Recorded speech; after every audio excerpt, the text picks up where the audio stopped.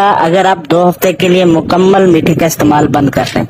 اگر آپ کا چہرہ بہت زیادہ پفی یا راؤنڈڈ ہے تو وہ نارمل کی طرف آنا شروع ہو جائے گا۔ فیمیلز میں ایکنی کم ہوگی اور سکن گلو کرے گی۔ آپ کا موڈ خوشگوار رہے گا۔ آپ کا لوگوں کے ساتھ ملنے اور بات کرنے کا دل کرے گا۔ آپ کی باڈی بہت سارا پانی اور فیٹ لوز کرے گی۔ آپ جلدی تھکاوٹ کا شکار نہیں ہوں گے۔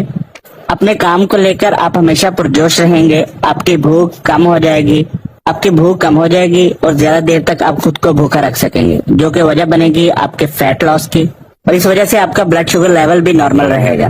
آپ کی آنکھوں کی بینائی بہتر ہوگی۔ آپ کا کوگنیٹو فنکشن مطلب آپ کے برین کی پاور بھی انکریز ہوگی۔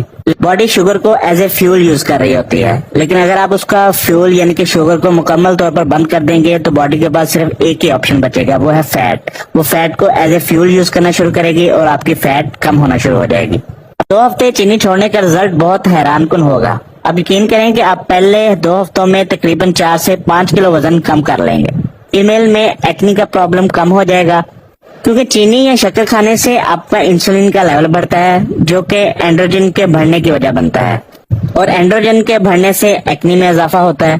چینی چھوڑنے سے آپ کے جوڑوں میں ہونے والی سوزش اور ان میں دردیں کم ہو جاتی ہیں۔ خون میں بہت زیادہ شوگر کی مقدار ہمارے ریٹائنا کو ڈسٹروائے کرتی ہے، لہذا شوگر کم کرنے سے آپ کی بینائی بہتر ہوگی۔ آپ کی کڈنیز بہتر ہوں گی، کیونکہ جو کڈنیز ہیں ان پر جو شوگر ہے وہ بہت بیڈ ایفیکٹ ڈالتی ہے۔